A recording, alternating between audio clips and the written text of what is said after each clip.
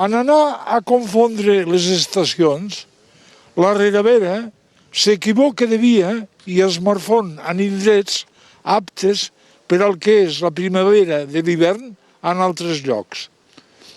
No hi passa res i tot hi és, en aquella estació sense trens. I tothom hi és una sola persona en travessar el congost on es congria la multitud.